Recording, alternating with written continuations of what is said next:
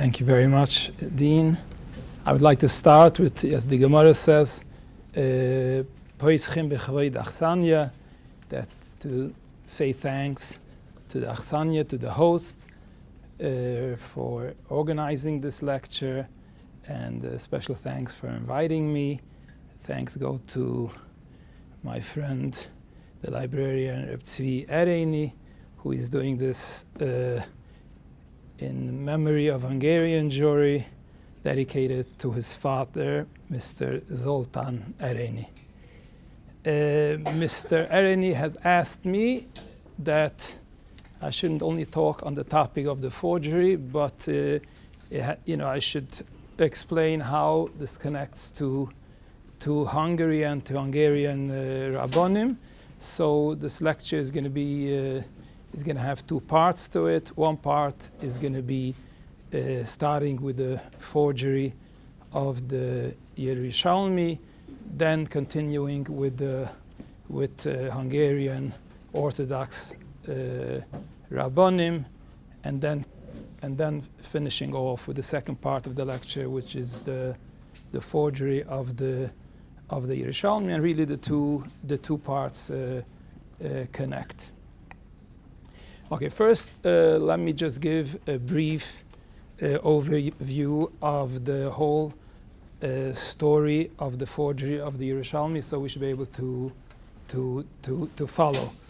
So we are going to be talking about a new volume of the Talmud Yerushalmi, usually called in academic circles the Palestinian Talmud, but I prefer to call it the Jerusalem Talmud, the way my father and my grandfather used to call it.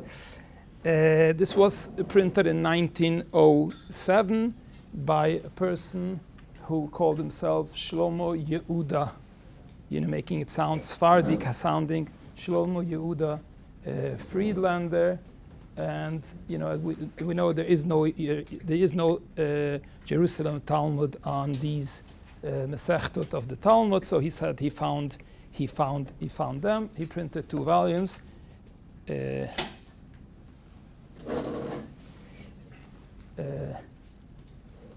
This is the German title page of the book to impress also academics.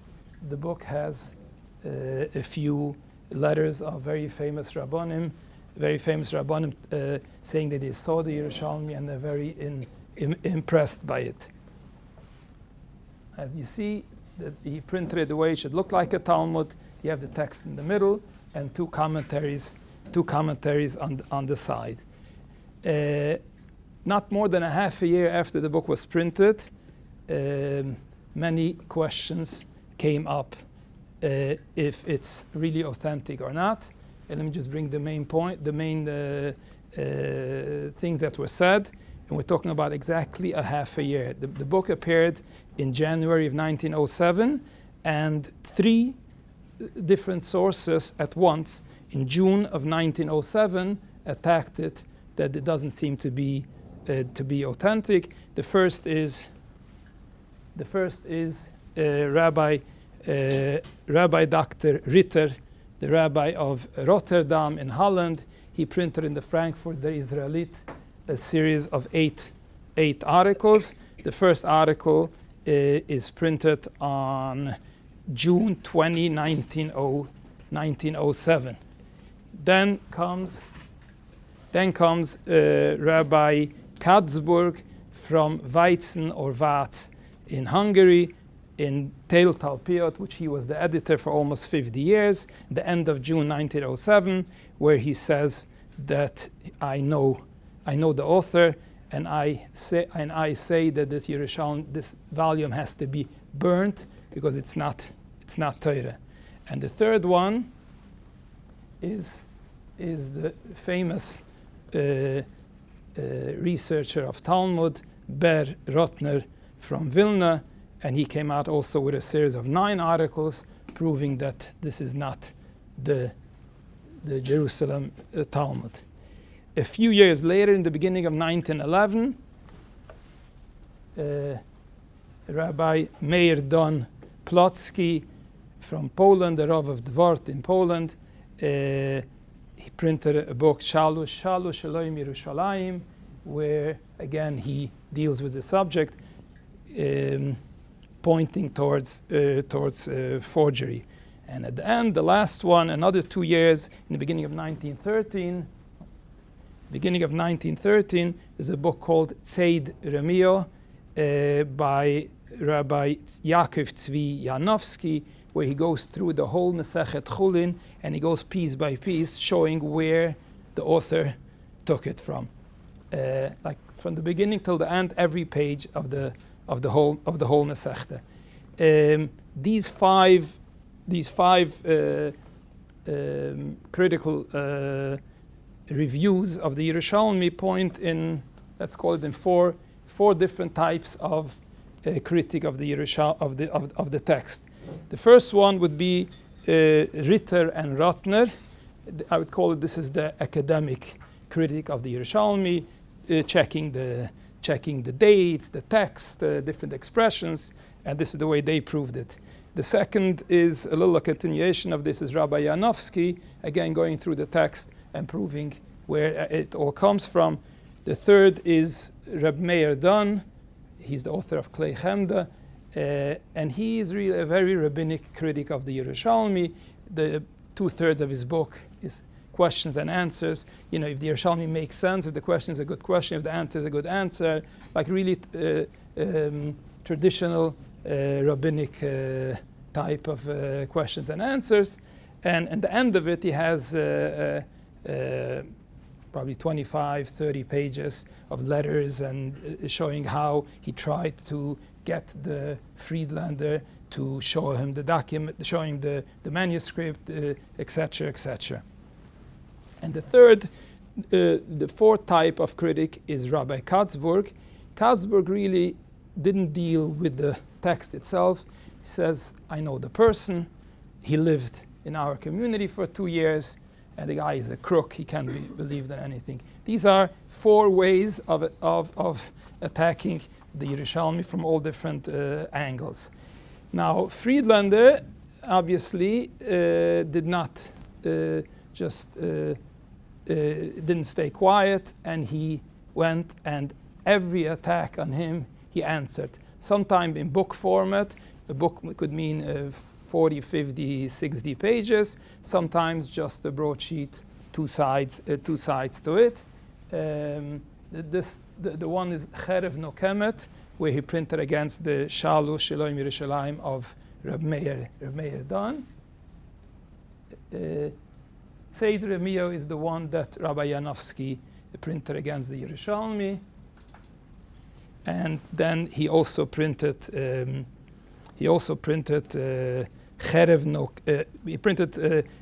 broadsheet against the Katzburg of the Tel Talpia. That's only 2 sides to it. And against Ritter and Rotner, he printed Anei Ksil. Against Janowski, he printed Leit Hayayin. So we have 5 critics and at least 5 answers from Friedlander, sometimes on his own name, sometimes he used different other names as if other people are supporting him. Then at October of 1909, the second volume of the Yerushalmi was printed, and it had 2 more Masechtot of the Yerushalmi, and all in between, since 1907, all the way 1913 till the middle of 1914 maybe, there were articles printed in academic journals, but the academic journals was only mostly in the beginning, and they finished it all very fast. And then there was really the articles used to go in mainly in Hebrew, back and forth, attacking him, and he answering him. And then we will get to probably the last document written on the subject of a person involved is Rabbi Yekusiel Yehuda Greenwald, Hungarian Orthodox historian, came to America in the 1920s, lived in Columbus, Ohio, and go back one, please. Where he printed in 1951, where he printed the memories, and And this is always quoted as saying this is the end of the polemic around the Yerushalmi. Okay, before this is like in a nutshell the main points that we should follow. Now, before we continue, I would like to turn to the Hungarian side of the story, and the question, let's put it into context. And the question is, why did this happen in Hungary? Is there any special reason why this happened in Hungary? Is there any special reason why Friedlaender, who was born in Belarus in White Russia, ended up in Hungary? So let's start a little bit with the Hungarian Rabbonim and see how things fall into place. In Sefer Chut HaMeshulash, from the Sofer Pressburger Sofer family, there's a the author quotes his father, the Ktav Sofer, the Rav of Pressburg, where the Ktav Sofer put up in a drasha, put up the question, and he said, is it true that the Hungarian Rabbonim, the Hungarian Talmidei Chachamim, are what he calls platschige cap, like flat heads with no ability of going deep? Says this is what the Polish so-called Talmidei Chacham keep on saying about the Hungarian Talmidei Chachamim. He says no, I don't agree with this. The Hungarian Rabbonim and the Hungarian Talmidei Chachamim could also do a lot of pilpul, but we don't want to do it. We would like to stick to lasuke shematata liba the hilchata, to learn and always get to the point of halacha, and that's why we stay away from pilpul. This really comes from his father, the Chatam Sofer. The Chatam Sofer writes, the main thing is always to learn, to know, the halacha, the halacha. But this is the real learning. This is the real meaning of Torah Lishma, to learn, to know what we have to do in day-to-day life, and not chas v'shalom, waste your time with empty pilpul.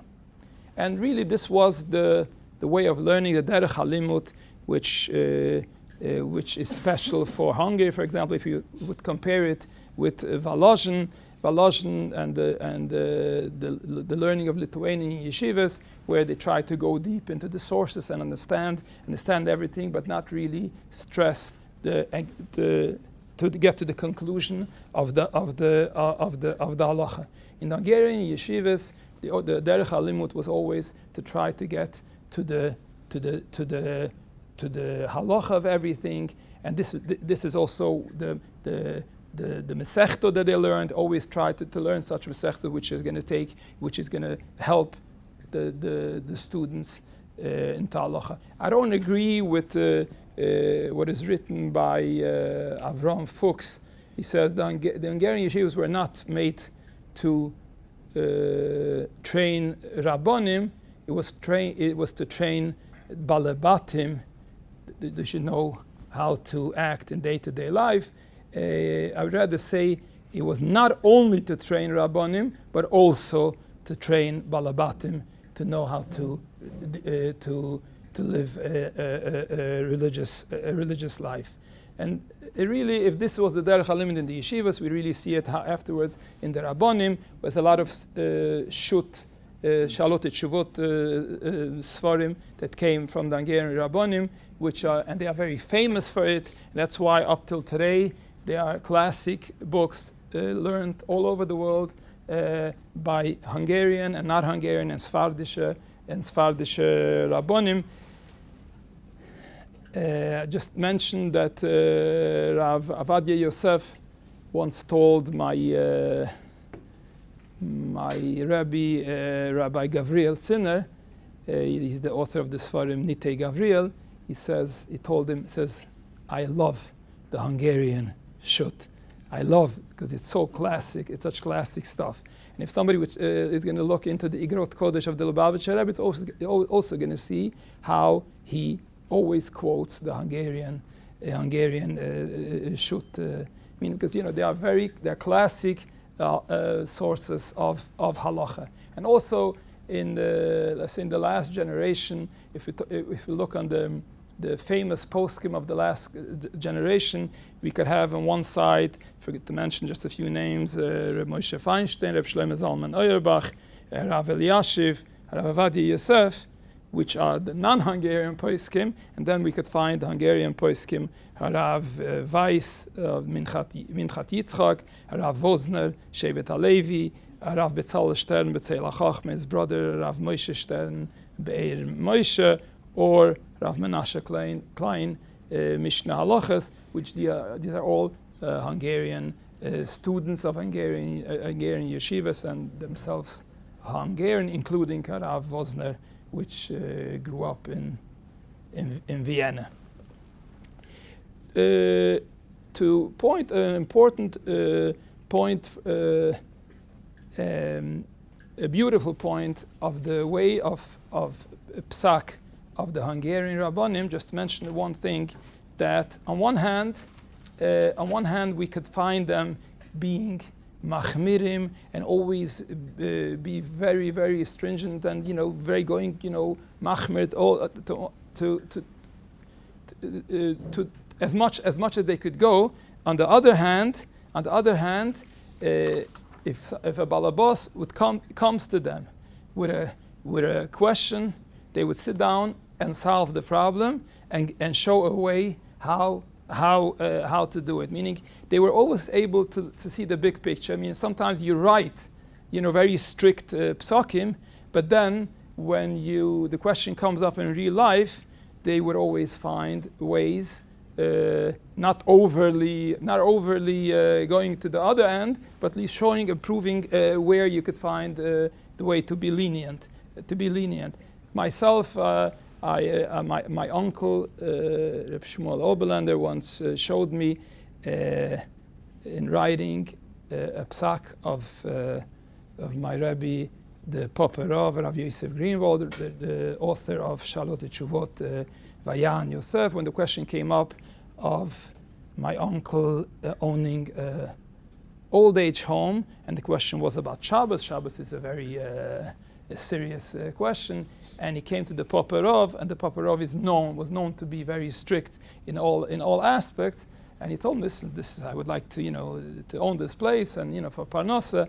And he solved all the problems so beautifully that you wouldn't recognize that this is a very strict Rav of on the other hand. So this is this is really what the Hungarian Rabbanim were all about, halacha, but not only in theory, but also showing how halacha can be applied to day-to-day life and applied not only to being too strict, but also to show where you could be lenient on it also. There's another side to the Khatam Sofer, which is not so known. Is the Khatam Sofer being very, very always looking into and seeing if the text that he is reading is the correct text, or sometimes it has to be fixed, 1 word, 2 words, 3 words. And the Khatam Sofer writes in one of his letters, he writes, you're trying to make here a little correction.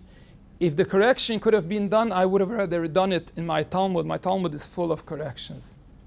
If somebody is going to check Shut Khatam Sofer in CD of Bar Ilan, he's going to find over there 89 places where the Khatam Sofer writes Ta'ut Sofer.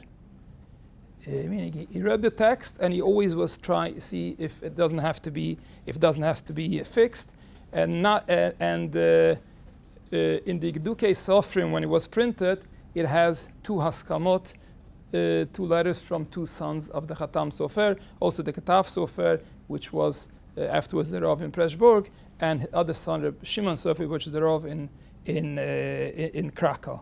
So this is an unknown side of Khatam Sofer, being critical, of the text that he was reading.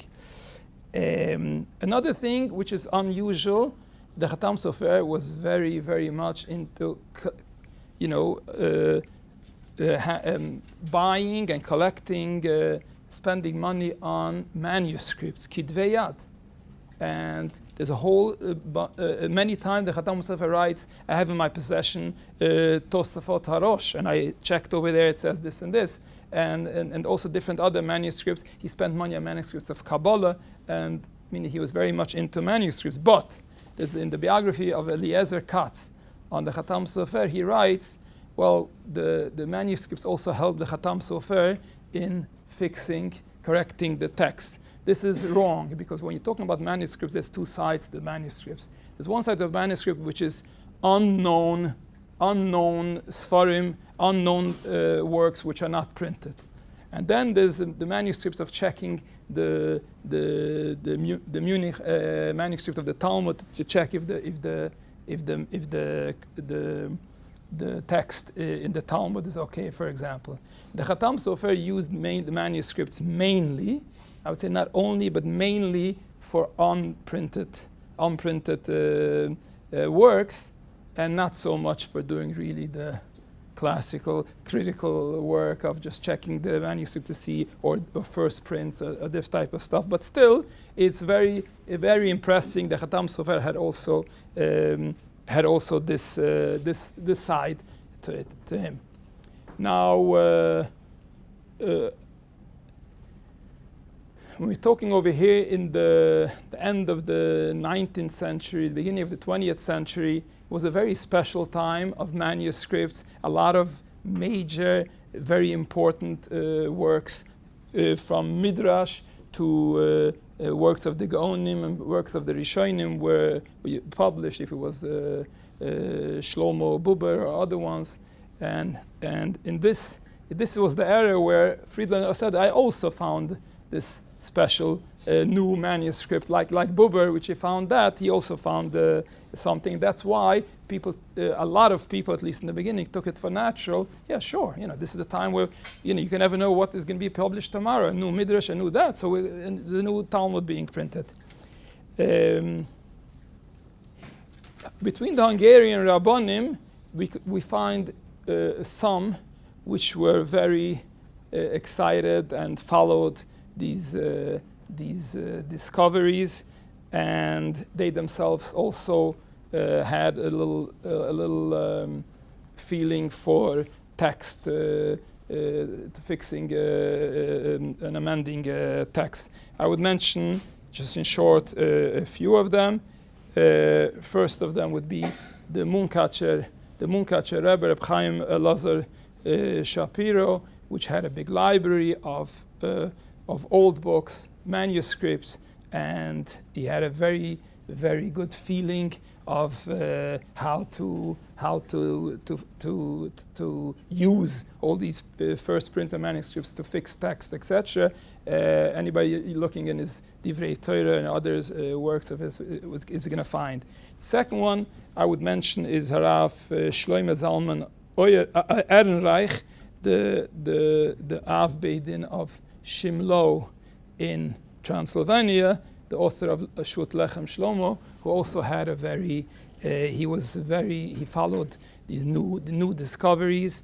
And interesting enough, if you want to appreciate his work, in Shut Minchat Yitzchak, in a question of halacha, he deals with this question. The question was that somebody wanted to reprint.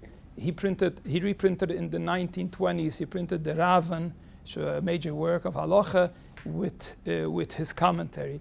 And somebody in the 1970s wanted to reprint it without permission of the Ehrenreich family. So it ended up by a din Torah. So in order to answer the question, Rav Weiss had to ask the question, what did Rav Ehrenreich do for the text? And he goes through the whole text, showing that Rav Ehrenreich didn't just print a text and add commentary to it. He reviewed the text, fixed the text, and according to the first print and others. And that's why not only the commentary cannot be reprinted without permission of the family, but even the text itself cannot be reprinted because the text itself is already the work of Rav Ehrenreich, because he had a very good very good feeling and did a very good job on this. The third person is also is a family. Rav Chaim Yehuda Ehrenreich. He was the editor of Otzar HaChaim for 14 years, a journal which you could call it a journal of not traditional rabbinic stuff, but more academic type of stuff, and he himself printed some major works of Rishonim with critical editions, Sefer HaPardes of Rashi, Avud Raham, etc., which are still used today as the edition of these works. Now, continuing with Hungarian Rabbanim, there is an important point. With Hungary is an important point to be made. Later on, it was discovered that the so-called Friedlaender is not Friedlander. He's not. He claimed to be from Turkey, and he just took the name Friedlaender in Europe, so he should have some name sounding local, but really that's what he claimed. But then it was found out that he's really from White Russia, from Belarus. So obviously, so we see that Friedlander he was very careful. So that's why when he printed his Talmud, he writes in the bottom of the Haskamot that he got. He says, "Well, I couldn't get any letters from Rabbanim in Russia, because in Russia there's the pogroms and who knows who's still alive and who not. But eventually in the next volume I will fill in." Obviously in the second volume there's no letters from Russian, Ukrainian Rabbanim, because he tried to avoid them, because that's where people would recognize who he is. This can be a clear reason why Friedlander preferred to live in Hungary, because the Hungarian Rabbanim were closed. They didn't have much contact with the Rabbanim outside of Hungary. They had some contact with Rabbanim of Galicia, for example, the Marsham from Brezhan in Galicia, and some of them, for example, traveled to Belz in Galicia, so they had some contact with the Rabbanim of Galicia, but almost no contact with Rabbanim of Poland, no contact with Rabbanim of Lithuania, etc. The only place where the Gedolei Yisrael, the different countries, used to meet were when they used to travel and to take this in the summers, usually for these baths, and that's where they used to meet each other. Otherwise, there was no real contact. So it makes sense that Friedlander felt very comfortable in a closed place where information is not going to be coming so fast, and they will not discover who he is.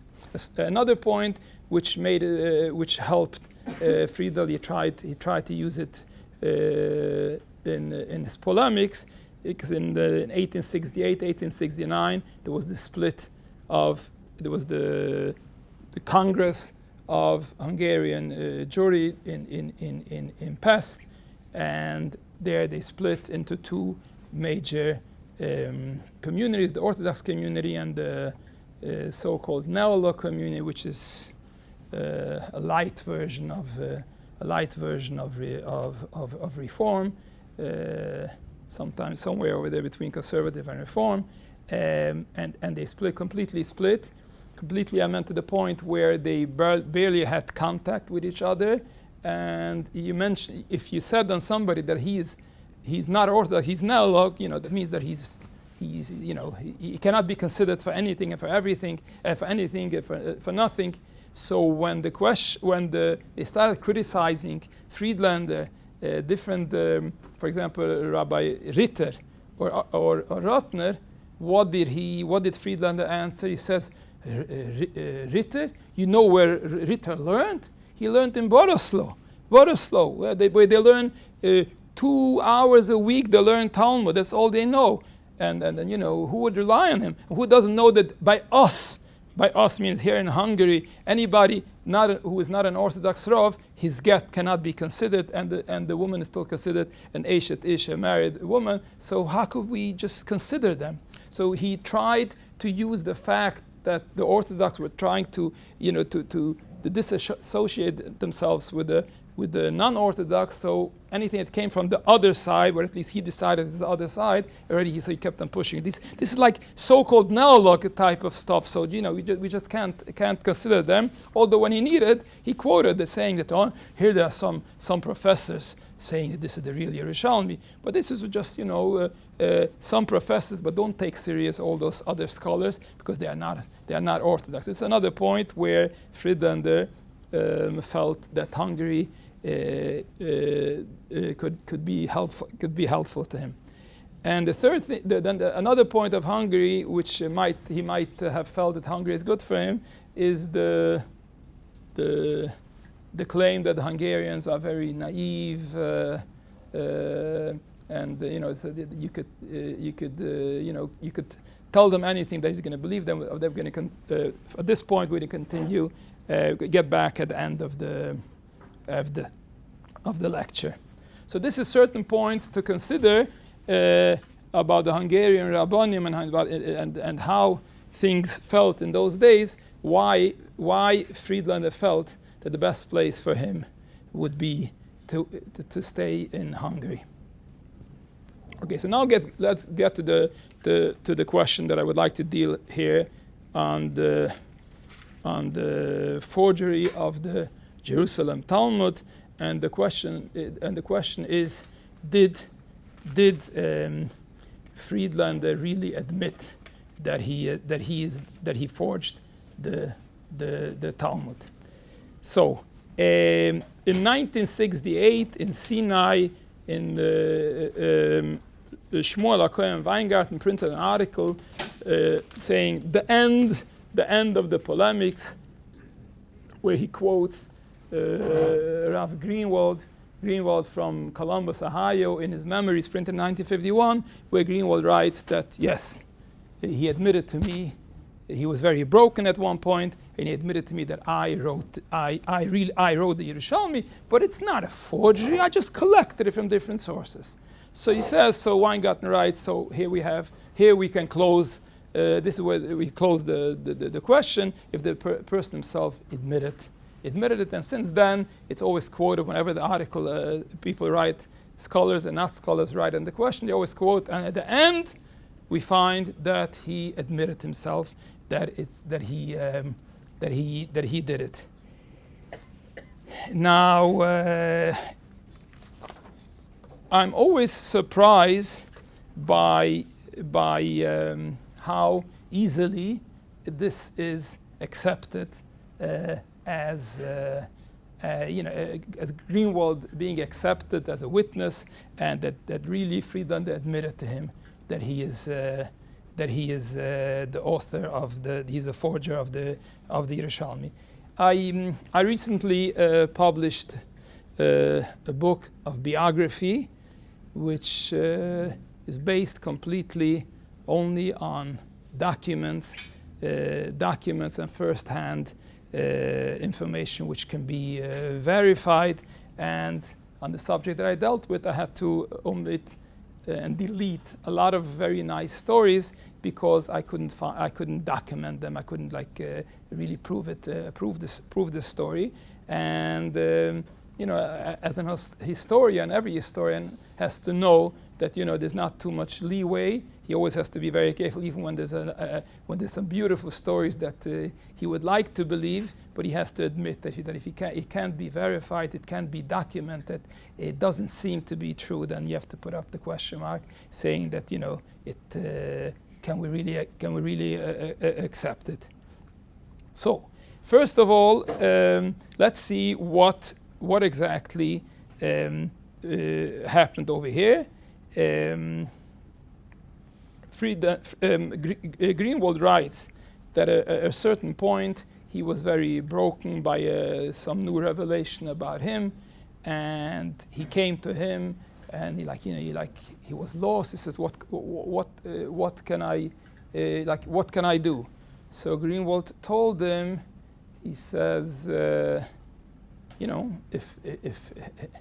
if it was published and it's known that you did this and this, so or all you could do is just leave the place, run away. So he says that Friedlander told him, no, I cannot run away because Hungary is the best place to be. People here are foolish, people here are very naive, so I'm not going to find anything like this. And really, I have to admit to you that I am the one that put together the Yerushalmi, but as I mentioned before, but it's not a forgery, it's just collected some a lot of stuff. Now, the question is, now if we look at this, this is a very harsh indictment against Friedlander, that he went and invented a new Talmud. But it's also an indictment against himself. If you use the Talmud, Ein Adam Meisim Atzmei Rasha. Here, Greenwald is Meisim Atzmei Rasha. He says he knew that the Yerushalmi is a forgery, and not only did he tell nobody, but as he writes in his memories, that he continued helping Friedlander, all different, writing letters for him, etc., which is very strange when he knows that it's a forgery. And so, question is, he knows that he's a forger, and he went along with it. Friedlander writes, yeah, I decided to help him, which is, doesn't really answer the question. Especially if Friedlander, Greenwald himself writes in his memories that are certain, because he keeps on jumping back and forth, that first that he was against Friedlander, and then he helped Friedlander, and then he was against Friedlander, and then again helping Friedlander. So at one point he writes that I got this letter from the Rav of Satmar, Rav Yehuda Greenwald, where he pulls back of the letter that is printed in his book. So I right away ran to the Dayan, one of the Dayan in Satmar, saying, it's our obligation to do something about it because we have this letter. So, and then I right away sent it to the Meir Don that he should have it. So the question is, when he has a letter of Rav Yehuda Greenwald writing that I'm pulling back of my letter, and he feels that it's all his responsibility to publicize it, and here he has first-hand information that Friedlander forged the Yerushalmi, and it took him 40 years to publish it. And after 4 years, he says, the reason why I'm publishing is I feel the responsibility that I have to say it so people should know it. 40 years it took him to feel the responsibility and to publicize it. There's a big question mark here. Not only that, but in 1910, Greenwald writes an article for Otzer Yisrael, the Encyclopedia Otzer Yisrael, on Yerushalmi, and he writes, well, recently Yerushalmi was printed, and some people have questions if this is real or not. And we're talking about a person that 2 years ago heard from the publisher that he forged it, and he just writes like lukewarm. Some people say that it's not real. So these are big questions, and surprisingly, that is just it passes, and everybody quotes it as a fact. I must say, I first read this almost 40 years ago after my bar mitzvah, and then also had this feeling that it's not 100% sure. It doesn't sound so 100%. Even before I read an article of Gershom Sholem in 1952, where he writes about certain memories that Greenwald printed after the First World War. He was a Hungarian soldier in the area of Yugoslavia, and he writes memories, and he claims that he was by the grave of Shabtai Tzvi, and somebody wanted to use it as a historical proof. And Gershom Sholem writes that this. If you read this whole thing that Greenwald writes, it's more of a cartoon than of memories, and he proves that it's like wrong from all sides. So we see that sometimes memories of Greenwald were not 100% memories. Gershom Scholem proves over there that he took from a certain book, and he took whatever is written over there, and he wrote it as memories that people told him, etc., etc. So these are just questions that come to mind when we read this testimony of Greenwald. So now really what we should do is we should review this whole these memories of Greenwald and see which part of it can be documented, and which parts of it are not cannot be proven at all. Now, the memories have three parts to it. The first part is saying the story, different things that happened during those years of where the polemics went on with the Yerushalmi. The second thing is with Greenwald writes that I used to be, in the beginning I was very close to him and I saw his everything, all the letters that came to him, etc., etc. I was his his best friend, and etc., and I helped him. This is this, and then the third part is where he writes that he worked against Friedlander. So there's three parts which we have to see which one, which parts of it can be seen, proven by the documents of the beginning of the century. Now, one thing for sure, which is documented, that Greenwald was working against the Yerushalmi, and that's documented. It's documented first of all by Meir Don in his book Forged Yerushalmi. He writes that a certain young author, I have different letters from a certain young author, and Greenwald writes here that it means me. Okay, he doesn't. This is the first source. Second source, in Friedlander's book, in Cherev Nokemet, against the Shalosh Shlomo Yerushalmi, he answers back, that young man who is a Talmud, a student of the yeshiva in Preshburg, he doesn't know anything, he's just, whatever, he writes some bad things about him. So here he gives a little more information, not just a young man, but a student of the Preshburg yeshiva, which Greenwald was a student also over there.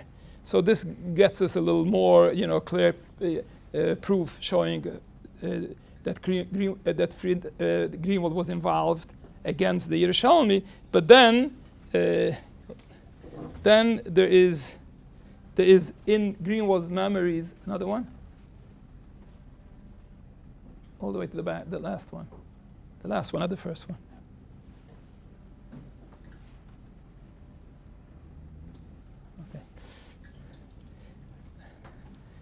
Then there's also a letter which in the memories of Greenwald, where the Rav of Paksh in Hungary writes to him that you did the right thing when you wrote to the Meir Don that he should not publish the letter of Rabbi Yehuda Greenwald pulling back from his letter because Rabbi Yehuda Greenwald doesn't allow. So this is like a document showing that he did send it to the Meir Don, and this Rav reacted.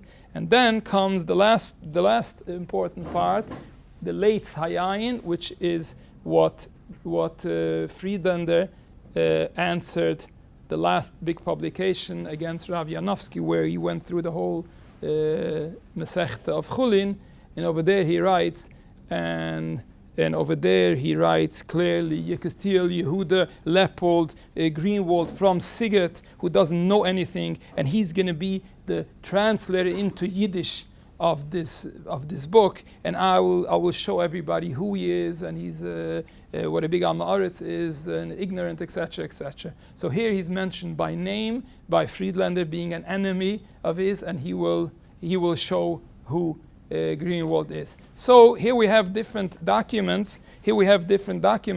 Where we see that Greenwald was considered to be part of the enemy, the enemies of Friedlander, and Friedlander tried to fight him.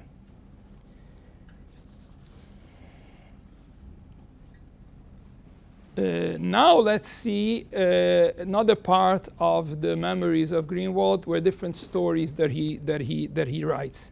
Now, what point was it that Friedlander was so heartbroken that he came to Greenwald completely lost? So Greenwald writes, suddenly all supporters of the Yerushalmi were shocked by the new revelation printed in Tel Talpiot by Rav Tzvi Halevi Horowitz, the Rav of Hermannstadt, where he writes that Friedlander forged a kamea in Kloisenburg, in the city of Kloisenburg, and everybody saw that he's capable of forging, of doing such forgeries, and taking new paper and with different methods making it look as if giving the impression that it's old paper. So that's why he was so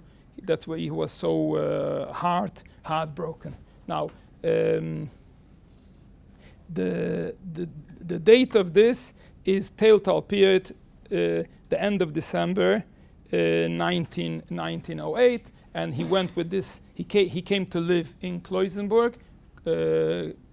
Today's name is Cluj. Today it's in Romania, and he wanted to impress the Rav of the city, and that's why he showed him. I got this kamea, and they asked me to look into it to see if was he really Rabbi Yonasan Eibschitz, who wrote this kamea, was he really infected by Shabtai Tzvi ideology? And I proved it, and here's my proof. And then the Rav of the city follows up with the source of the kamea. He says, I never sent him anything, I don't have anything, and the whole thing is just a forgery. And Friedlander had to admit, yes, it's a forgery, but still I think I have a point to show over here. So this is the point where he says that he was completely heartbroken, and he was completely lost. Really, if we follow up all the different publications, we don't see this story making such a big effect. In all the different articles on the subject, there's only one publication, one person mentioning it, is Remeir done in his book Shalom. Otherwise, it's not really mentioned.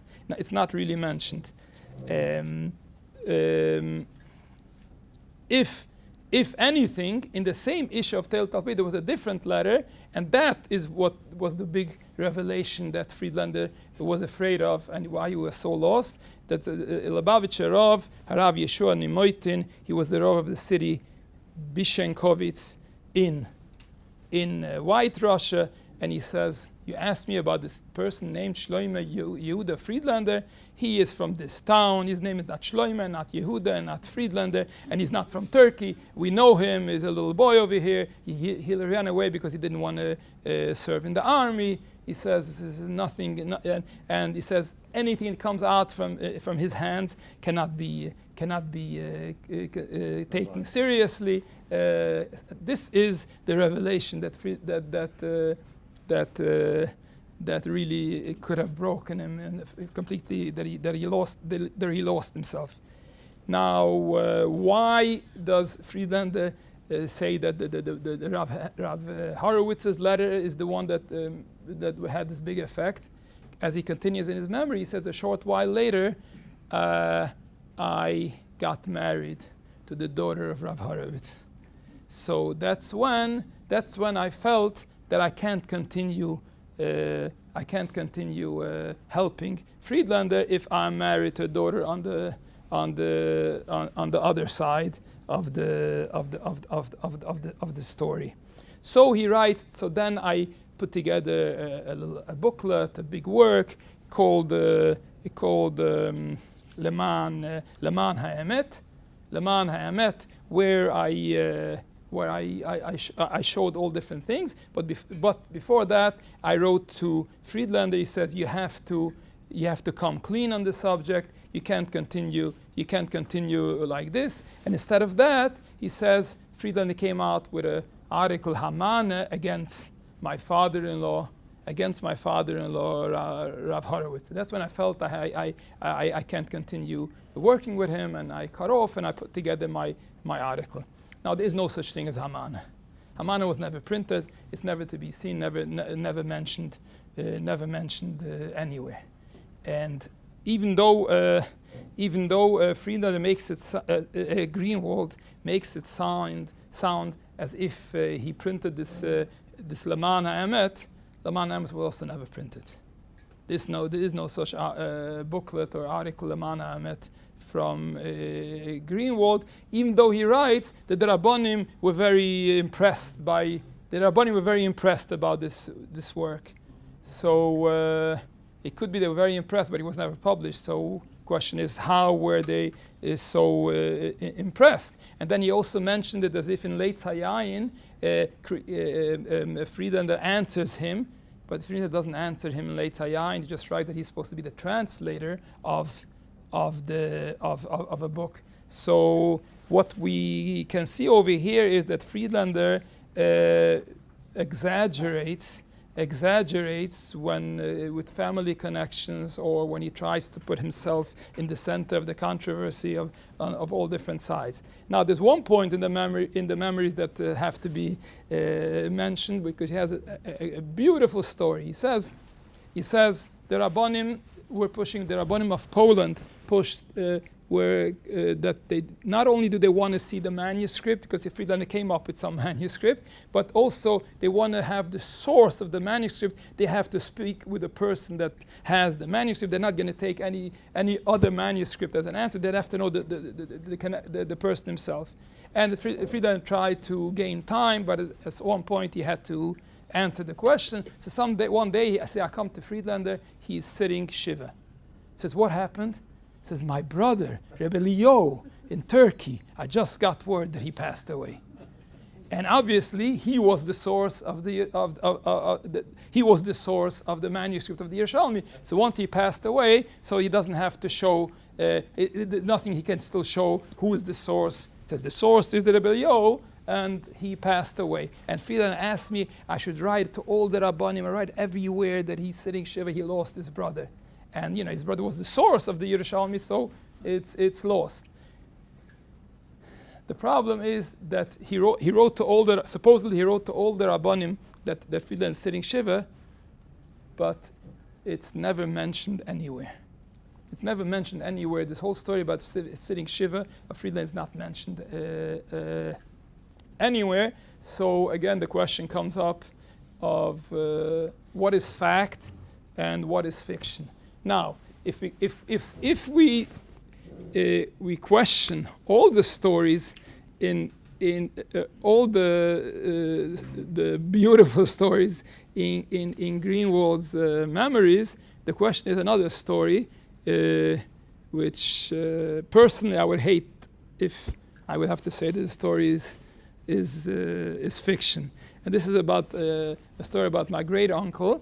Greenwald writes that at the end of 1906, in October of 1906, he says we're in yeshiva in Chust, and our Rebbe, Reb Moshe Greenwald, the Rav of Chust, the author of Arugat Avosim, says suddenly this Sephardi person shows up. He wears tefillin, like 2 pairs of tefillin, like the Sephardim. He talks only Hebrew. He's dressed like a Sephardi. He says the whole davening, I was only watching him and looking at him. Wow. He says after davening, he goes over to the Rebbe and he says, listen, this is I found the manuscript of the Yerushalmi, and please give me your haskama. And we're standing around him, and the Rebbe, the Arugas Avosim, Rebbe Greenwald, is no collection, no relationship between Greenwald and Greenwald. So the Rav took the manuscript, what he gave it to him, and he looked at it, and then he says, it's a pity, unfortunately, this is not a manuscript of the Yerushalmi, of the Jerusalem Talmud on Kodashim. And Greenwald tried to put up a fight. He said, have this letter, have that letter, but he says, no, it's not accepted, and I don't want to talk about it anymore. Yeah, it's a beautiful story, but the question is, is the story documented anywhere? And the real question is, how come that the Rav of Chust, who was a big scholar, a big Talmud Chacham, and he wrote Shut and all different works, also work on Masechtes Chulin and the Babylonian Talmud. How did he, in 20 minutes, figure out that the Yerushalmi, that this is a forgery when all the other big Rabbanim didn't? So again, I was right away thinking. He says, well, another nice story, fiction out of his memories. But then I did find another source for this story. The Rav of Vienna, Reb Avram Yoina Schwartz, told me that he heard this story from the Rabbi Katz, the Rav of, he was called the Riskeve Rav, lived and for many years he was the Rav of the Satmar community in Bnei Barak. And he says he told me that he was also standing, he was one of the boys standing around him, and he says it happened the way Greenwald writes it. So here, this story is can be proven. So if you would like to sum up, he says there's no question, and we found documents proving that Greenwald was an enemy of Friedlander. He wrote against the Yerushalmi that Friedlander printed. This is documented. We have no document at all showing that Greenwald was a friend of Friedlander, and to the point that Friedlander would have admitted to him that he's the forger. And even other parts of his memories are also a big question, and they tend to be more fiction than fact, especially when it's family and he's trying to prove his point himself as part of the story. And we could use the words of Friedlander himself, where he writes, "History cannot have mercy, and a historian can only write the truth." So if a historian can only write the truth, then we have to say that it's hard to believe. We cannot believe that the Friedlander was such a close friend, so we cannot say that this is what it closes the subject. This is what proves the Yerushalmi to be a forgery. It is a forgery because it was shown from different angles, but not by admission. He did not admit it. Now, going back to a point where we quoted before, where Friedlander said, "Well, Hungary is the best place to be because people here are foolish, naive, and you could tell them anything."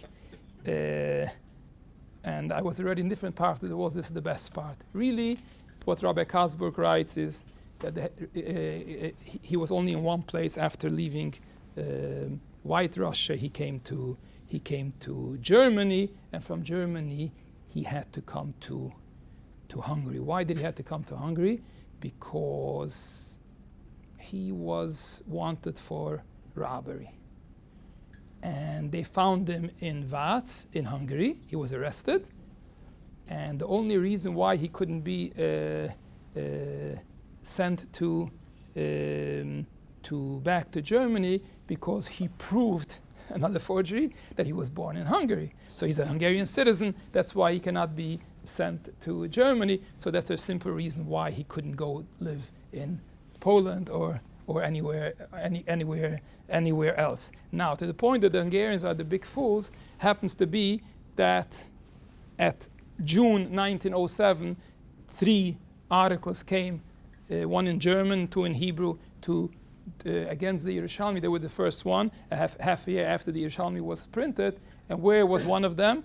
One of them was Rabbi Kasburg from Hungary. And it happens to be that this is the series of articles by Rabbi Kasburg in Tel Tapez. This is what proved, at least for the rabbinic community, that this is a forgery. Why? Because he proved that the person to be not an honest person, etc., etc. So if Friedlander was hoping that Hungary is the best place for him to be, it happens to be that Hungary was the first one to fight him and to prove that that it's a forgery.